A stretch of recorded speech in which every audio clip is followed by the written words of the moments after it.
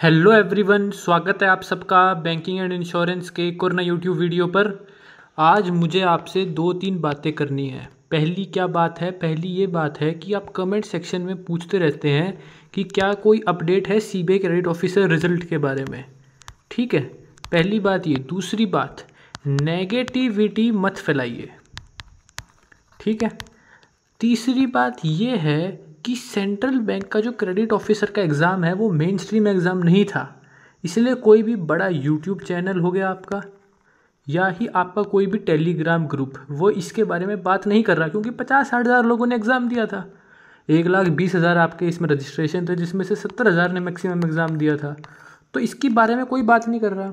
अब इस बीच क्या हो रहा है, इस बीच लोग इसमें ना मिस इन्फॉर्मेशन फैला रहे हैं क्या कि इसकी सीट बेच दी या ये जो रिक्रूटमेंट था वो कैंसिल होने वाला है, जैसे सफाई कर्मचारी का एग्ज़ाम कैंसिल हुआ था। ठीक है, और फिर आगे से आगे बात चल रही है और बंदे परेशान हो रहे हैं, एस्पिरेंट्स को प्रॉब्लम हो रही है कि ऐसा हो सकता है, और फिर वो कमेंट में पूछते हैं। तो सबसे पहले तो आप एक बात समझो, अभी तक कोई भी ऑफिशियल इन्फॉर्मेशन हमारे पास नहीं है, तो क्यों हम नेगेटिव सोचें? हमको पॉजिटिव सोचना चाहिए ना। पॉजिटिव ये सोचें कि क्या पता वैकेंसी बढ़ जाए, क्या पता रिजल्ट आ जाए, क्या पता हमारा हो जाए, क्या पता कट ऑफ बहुत कम चली जाए क्योंकि बाकी सारे बच्चों का एसबीआई में या बाकी एग्ज़ाम्स में हो चुका है। ये सोच सकते हैं ना हम लोग। और तीसरी बात, जितनी इन्फॉर्मेशन मेरे पास अभी तक आई, हमने 100 बार तो कम से कम आईबीपीएस को फ़ोन कर लिया और 100 बार कम से कम हमने सेंट्रल बैंक का जो टोल फ्री नंबर है वहाँ पर फ़ोन कर लिया। ये लोग फ़ोन उठाते हैं लेकिन इनके पास कोई इन्फॉर्मेशन नहीं है। ये लोग पहले फ़ोन उठाते थे, अब ये फ़ोन ही नहीं उठाते, फ़ोन उठाते ही नहीं ये लोग। तो अब आप एक चीज़ समझो, हम क्या करें? एचआर डिपार्टमेंट में हमने फ़ोन कर लिया सेंट्रल बैंक के, वो लोग भी फ़ोन नहीं उठाते। और आप हमसे रोज़ पूछ रहे हैं कि सर कोई इन्फॉर्मेशन है, कोई इन्फॉर्मेशन है।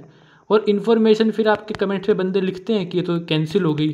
फिर आप उनको पूछते हो कि कैंसिल कैसे हो गई, कोई बोलता है सीट बेच दी। तो आपसे 2-3 रिक्वेस्ट है मेरी। क्या? पहली, एक तो नेगेटिव मत सोचो।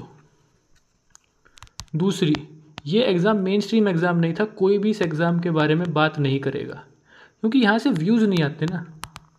समझ गए आप एक चीज़? अब बातें होंगी आईबीपीएस पीओ के बारे में, समझ गए अब आप? अब बातें होंगी, आपका प्रोटेस्ट भी खत्म हो जाएगा। देखना पीओ की मेन सी कट ऑफ कितनी गई, क्लर्क की कितनी गई, रिजल्ट कब आएगा, इस बारे में अब बातें होंगी। ठीक है, तो अब आप शांति से बैठिए। आज नहीं आएगा कल आएगा, कल नहीं आएगा परसों आएगा, परसों नहीं आएगा अगले हफ्ते आएगा, अगले हफ्ते नहीं आएगा अगले महीने आएगा, अगले महीने नहीं आएगा अगले साल आएगा। क्या टेंशन लेनी है? पेपर दे दिया आपने, इंटरव्यू आप थोड़ी थोड़ी प्रिपरेशन करते रहिए। 10 दिन आपको मिलेंगे, 10 दिन में प्रिपरेशन हो जाती है। बाकी आने वाले एग्ज़ाम्स पे प्रिपरेशन करिए। ठीक है, टेंशन लेने की ज़रूरत नहीं है। हमारे पास देखो, समझो आप, हमारे पास क्राउड नहीं है। हमने भी कोशिश करी थी कि हम एक्सपर अपने को ट्रेंडिंग करवाए, लेकिन कितने ट्यूट आए हमारे पास? कुछ भी नहीं आए, 100 ट्यूट भी नहीं आए। तो प्रॉब्लम समझो आप, इस एग्ज़ाम के बारे में कोई बात नहीं करने वाला, लेकिन मेरा कहने का मतलब ये है कि आप बस नेगेटिव मत सोचिए।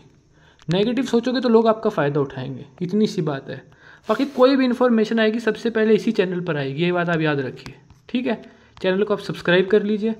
और जिसको भी कोई भी प्रॉब्लम हो रही है, जो भी बंदा थोड़ा सा भी अपने आप को ख़राब महसूस कर रहा है, उसके साथ आप ये वीडियो शेयर कर दीजिए, तो वो भी हैप्पी हो जाएगा, आप भी हैप्पी रहिए। बाकी अपने एग्ज़ाम्स की प्रिपरेशन करिए। वीडियो को लाइक कर दीजिए। धन्यवाद।